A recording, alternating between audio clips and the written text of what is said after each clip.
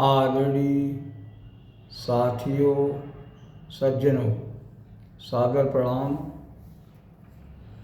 आज माननीय श्री मुरली मनोहर जोशी जी का एक वीडियो देखा।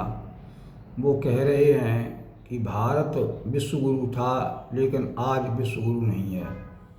तो बड़े ही खेद के साथ कहना पड़ रहा है कि माननीय जोशी जी को भारत के उस गौरवशाली ज्ञान, अध्यात्म, धर्म पर विश्वास नहीं रहा है। भारत विश्व गुरु था, भारत विश्व गुरु है और भारत विश्व गुरु रहेगा। आप लोगों को भी ये लग रहा होगा कि ये अतिशयोक्ति है। साथियों, ये अतिशयोक्ति नहीं है, वरन सच है।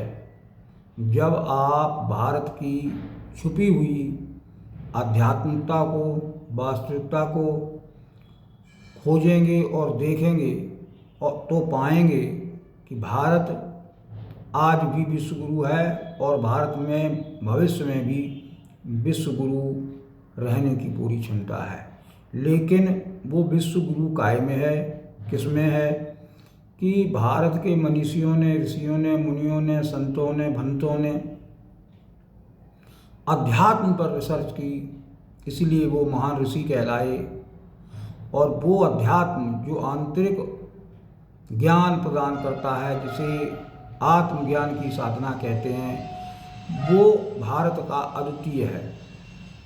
दुनिया भर में भौतिक पदार्थों पर, फिजिकल में बहुत रिसर्च हुए हैं और बहुत लोग भौतिक पदार्थों में भारत से आगे हैं। लेकिन जो मनुष्य के मन की यात्रा है, उसमें भारत के सामने दुनिया का कोई देश मुकाबला नहीं कर पाएगा, न करना चाहता है। जो अध्यात्म है वो आत्म की अपनी अंदर की यात्रा है। उसमें भारत हमेशा एक परम सूर्य की तरह और उसका ज्ञान चमकता रहेगा, विश्व को इनलाइटमेंट करता रहेगा, विश्व का पथ प्रदर्शक बना रहेगा। मुझे एक बार एक विपश्यना साधना में एक विदेशी फॉरेनर्स मिले थे, तो उन्होंने ये बात कही थी कि साहब, जो भारत की योग, ध्यान, विद्या है वो दुनिया में कहीं नहीं है और दुनिया भर से लोग यहाँ पर अध्यात्म, धर्म, योग और विशेषकर ध्यान सीखने के लिए भारत में हमेशा से आए हैं और आते रहेंगे और आज भी आ रहे हैं।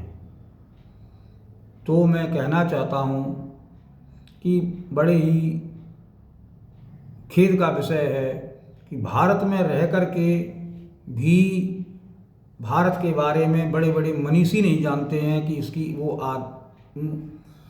विरासत क्या है। भारत की जो ज्ञान है उसको आप ढूंढिए।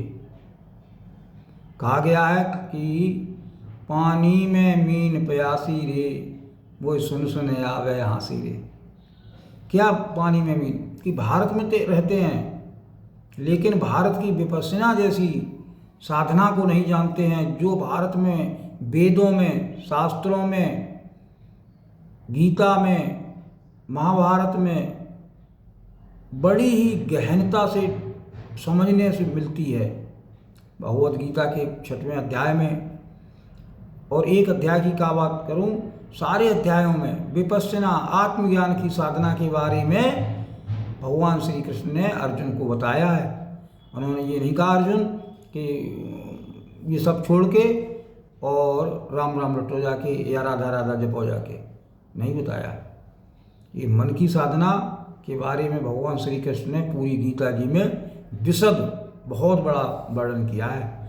तो माननीय जोशी जी से और विशेषकर भारत के लोगों से ये कहना चाहूँगा कि खोजिए जिन खोजा तिन पाइयाँ गहरे पानी बैठ, मैं बपुरा बूढ़न डरा रहा किनारे बैठ।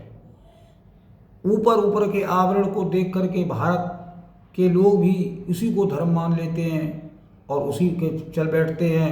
फिर कहीं ना कहीं किसी ठगने वाले गुरु के चक्कर में फंस जाते हैं और कहते हैं कि भारत में धर्म विकृत हो गया है, भारत में आज धर्म नहीं रहा है।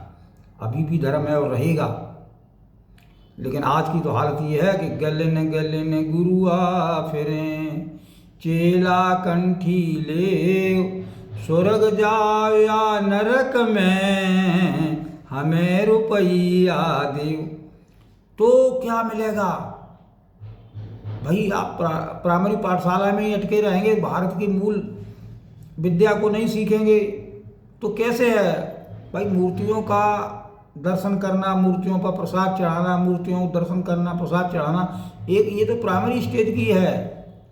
लेकिन आपको ऊपर भी जाना पड़ेगा, अध्यात्म का IIT करना पड़ेगा, गहन सदन करना पड़ेगा, तब आपको लगेगा भारत में क्या अध्यात्म है। तो मेरा निवेदन एवं प्रार्थना है अपने सभी सज्जन साथियों से कि भारत को की परम प्राणमयी अध्यात्म विद्या विपश्यना जैसी साधना को जानें, सीखें। शंकर भगवान जिसको करते हैं, भगवान कृष्ण करते हैं, भगवान बुद्ध करते हैं, इस विद्या को जानें, सीखें, चलें, करें। तब आपको महसूस होगा कि भारत के हमारे मनीषियों ने कितना काम किया इस पर, लाखों सैकड़ों हजारों बरसें इसमें लगाई, तब ये विद्या हमको प्राप्त हुई है। इसलिए हम ये कह देते हैं कि नहीं, भारत विश्व गुरु था लेकिन आज नहीं है।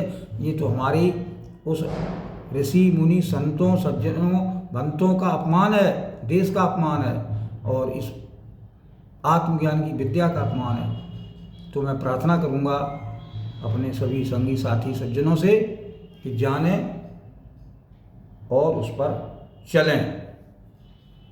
सादर प्रणाम।